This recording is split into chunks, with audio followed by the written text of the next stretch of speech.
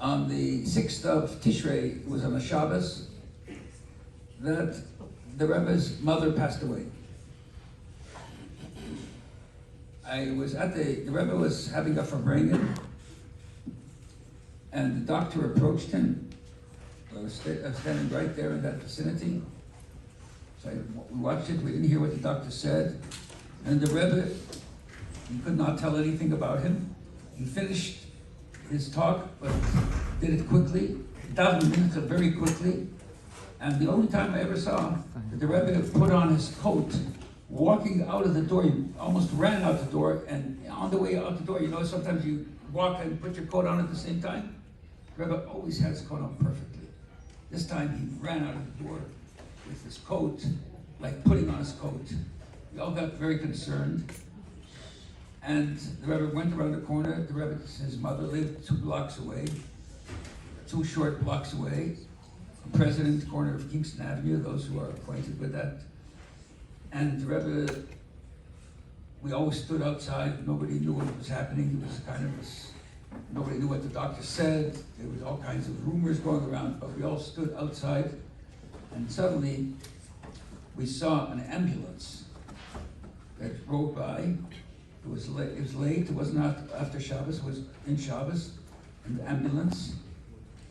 And in the ambulance, the Rebbe was sitting in the ambulance. So everybody got concerned. And immediately, we ran to the hospital. And by the time we ran to the hospital, Rebbetzin had already passed on that Shabbos. And we were standing outside, downstairs. It was a hospital that doesn't exist anymore, on St. John's, and for those who know St. John's, and I think it was New York Avenue or not Nostrand, one of those streets down a little lower below, was a small hospital. And the Chavek Kadisha came, and I remember the Rebbe, they put the Rebbetzin in, and the Rebbe sat, you know, back, you know, like it was a station wagon kind of thing. So they had a back door where they put the Rebbetzin, and then they had side doors because it was a station wagon. So they opened the side door, not to the front seat, but to the back. And I remember very distinctly how it rode away, and the Rebbe was kind of leaning over his mother. It's a very emotional feeling, thought. The Rebbe's mother was the closest person that was to the Rebbe on multiple levels. He visited her every single day. When she came out of Russia, and it happened to be she came out of Russia with my family together on that transport, was a transport that came out from where I was born, Tashkent.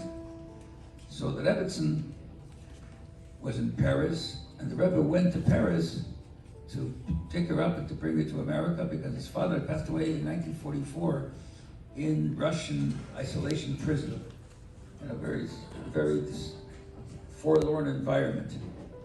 So his connection with the Rebbetzin was very dynamic, very close, very personal. Very personal to the extent that it had to be very private. Our family had some relationship with the Rebbetzin because we went out on the same transport. I was born then. I was only like 30 days old when we went. And so every year when we come to New York, we would go visit the Rebbetzin. My whole family, we got dressed. My father, my mother, we all got dressed and went to visit the Rebbetzin. So in the she had a little candy, and they thought we were there for like half hour. One time we were there, and the Rebbetzin said, "I'm very sorry. It's very nice to have you, and I look forward to see you, but my son is coming." At that time, it was totally private. And as we walked out, the Rebbe was walking in. So the Rebbe's relationship with his mother was very powerful. When she passed on, the Rebbe cried a lot. Because it was a very short Shiva period. Because he sat saying Shiva on Sunday, and then there was Yom Kippur, which broke the Shiva. And the Rebbe really was you could see he was heartbroken. On the Levaya at the cemetery, he was heartbroken. You noticed it. There was nobody that understood honoring the father and mother more than the Rebbe. He knew what it means to covet his on the highest level. Because the Rebbe, from the moment he was in the womb of his mother said, he was holy from the womb. You know, this is a Moshe Rabbeinu of our generation who impacted the whole world and continues to impact the whole world. So it's not, it's just another rabbi. I was seeing tonight, I was reading a note about, in our bulletin, I'm going to change it, it says, a message from the Rebbe, Rabbi Menachem Mendel Schneerson. That's an insult, it's not the rabbi. It's a different level. It should be called Rebbe, that's his level. In any case, so you can imagine the pain that the Rebbe went through and the heartbreak that the Rebbe went through. He wasn't even available for his father's burial because they were after him. He had to escape. And that year, 1965, from the Shabbos Bereshis, which took place a few weeks later, in 1965, the Rebbe began a radical interpretation of Rashi, and my wife can attest to it, because they brought from Israel, they brought to the Hebrew Academy, she was a teacher at the high school, they brought from the Hebrew Academy the biggest expert on Rashi. And he would say certain things. One day she came home, and she told me, he was brilliant, he gave this analysis of Rashi. I said, that's the Rebbe's idea. Rebbe. So she went back, she said, my husband says the Rebbe's idea. Anyways, he got interested, and there's a little book, it's called Klolei Rashi, the general perspective of how Rashi interprets text. It's a smart book, but it's a classic. So I told him, tell him I had the Klolei Rashi. He wanted to see himself. He was so excited. He was so overwhelmed. Am I correct? 100%. Wow, you have that book, because it was out of print. So the Rebbe that year went to another level.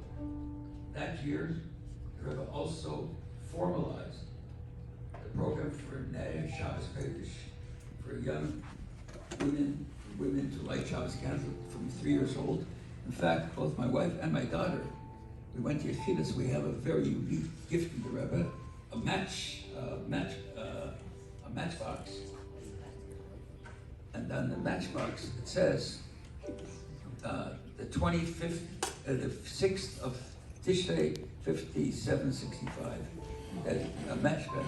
And there was very few given. The Rebbe took it out of his drawer, and he gave one to my wife and one to my daughter. So he started Neshek. Think to yourself, a man is in such pain. He lost his mother. his mother and his Rebbetzin after the Friedrich Rebbe were the people that he was able to be himself in a different way. The Rebbe didn't have friends like that. Never.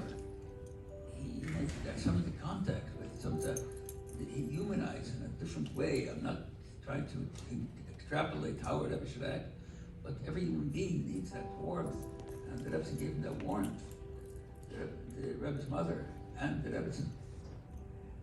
And that year was the most productive, powerful year that you could imagine, which is such an important lesson, because we also go through challenges. And so what's the result of the challenge? Is the result of the challenge and the difficulty and the pain to enter into that space and to allow ourselves to falter in that space, or is the result of the challenge to move way beyond that space and to move to a much higher level? So that's the reality. That's our system. That's why this Kumzitz is so welcome. Take us like a charge that takes us into the next level from such an experience to bring extraordinary light in this community.